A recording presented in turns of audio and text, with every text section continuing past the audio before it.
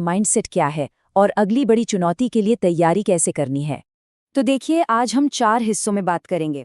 पहले एग्जाम के ब्लूप्रिंट को समझेंगे, फिर केस स्टडीज के बढ़ते दबदबे पर नजर डालेंगे, उसके बाद उन हैवीवेट टॉपिक्स की पहचान करेंगे जिन पर सबसे ज्यादा ध्यान देना है, और आखिर में इन सारी जानकारियों को एक सॉलिड स्टडी स्ट्रैटेजी में बदलेंगे। तो चलिए शुरू करते हैं। कहते हैं ना, किसी भी जंग को जीतने के लिए पहले मैदान को समझना जरूरी है। हमारे लिए ये मैदान है सीए एग्जाम का पेपर। तो सबसे पहले इसके ब्लूप्रिंट को ही समझते हैं। तो सबसे बड़ा सवाल यही है, ये जो लेटेस्ट पेपर आया है, ये हमें भविष्य के बारे में क्या इशारा दे रहा है। देखिए, ये सिर्फ एक एग्जाम नहीं है, ये आईसीएआई की तरफ से एक मैसेज है। वो हमें बता रहे हैं कि वो आने वाले चार्टर्ड अकाउंट्स में क्या ढूंढ रहे हैं। और हाँ, ये बातें सिर्फ फाइनल के लिए नहीं, बल्कि इंटरमीडिएट लेवल के लिए भी उतनी ही जरूरी हैं। तो सबूत के तौर पर हमारे सामने है जनवरी 2026 का फाइनेंशियल रिपोर्टिंग पेपर। ऊपर से देखने पर तो ये सिर्फ कुछ सवालों का एक सेट लगता है, लेकिन जब आप इसे गौर से देखेंगे तो हर सवाल, हर सिचुएशन एक बड़े बदलाव की तरफ इशारा कर रही है, एक सुराग दे रही है। तो ये पेपर दिखता कैसा है? मोटा मोटा इसे 2 हिस्सों में बांट सकते हैं। 30 नंबर के हैं केस बेस्ड एमसीक्यूज, और इन्हें हल्के में लेने की गलती मत करना।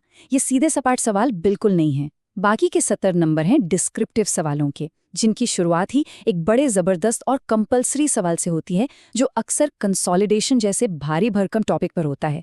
मतलब साफ है, इस पेपर को 2 अलग-अलग माइंडसेट से अप्रोच करना होगा। चलिए अब बात करते हैं सबसे बड़े गेम चेंजर की, और वो है इंटीग्रेटेड केस स्टडीज का जोर। ये सिर्फ कोई ट्रेंड नहीं है दोस्तों, ये अब न्यू नॉर्मल है, खासकर एमसीक्यू सेक्शन में। यहाँ से चीजें बहुत दिलचस्प हो जाती हैं। वो पुराने दिन भूल जाइए जब एक सवाल सिर्फ एक इंडेस को टेस्ट करता था। अब कहानी बिल्कुल अलग है। अब वो कई सारे इंडेस को मिलाकर एक बड़ी उलझी हुई रियल वर्ल्ड बिजनेस प्रॉब्लम बना देते हैं। अब ये टेस्ट नहीं हो रहा कि आपको कितना याद है, बल्कि ये टेस्ट हो रहा है कि क्या आप उस नॉलेज को एक मुश्किल सिचुएशन में अप्लाई कर सकते हैं या नहीं। जरा इस एग्जाम्पल को देखिए। एक ही सवाल के अंदर आपको मशीन की इम्पेयरमेंट यानी इंडेस 36, सॉफ्टवेयर डेवलपमेंट की कॉस्ट यानी इंडेस 38, और किसी लीगल केस के लिए प्रोविजन यानी इंडेस 37, इन सब से एक साथ निपटना है।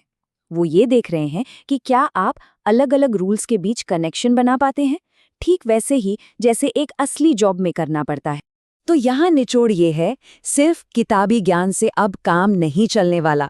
ये एग्जाम अब पूरी तरह से प्रैक्टिकल एप्लीकेशन पर फोकस कर रहा है। ठीक है, ये पैटर्न तो समझ आ गया।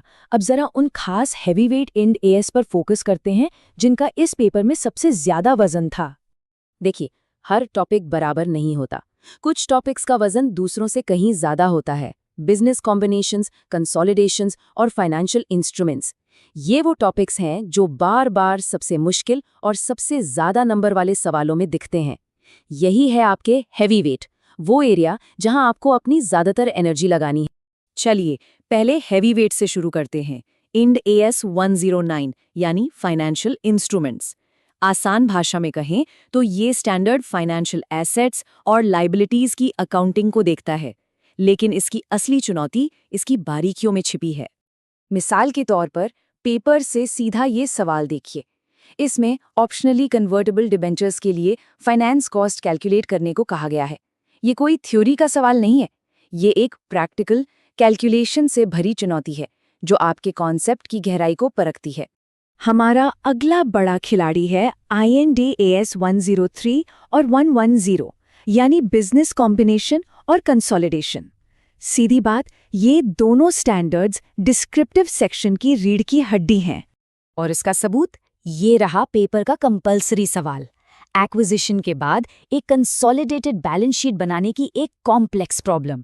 अकेला ये सवाल ही इस टॉपिक की अहमियत और इसकी मुश्किल को बताने के लिए काफी है। इस पर कमांड करना कोई ऑप्शन नहीं, जरूरत है। ठीक है, तो हमने पेपर का पूरा पोस्टमार्टम कर लिया है। अब आते हैं सबसे जरूरी हिस्से पर। हम इस एनालिसिस को एक कामयाब स्ट्रैटेजी में कैसे बदलें। अगर इस पूरी बातचीत से एक बात याद रखनी है तो वो ये है, एग्जाम का फोकस बदल चुका है। अब ये सिर्फ ये नहीं परख रहा कि आपको क्या क्या पता है, बल्कि ये परख रहा है कि आप सोचते कैसे हैं।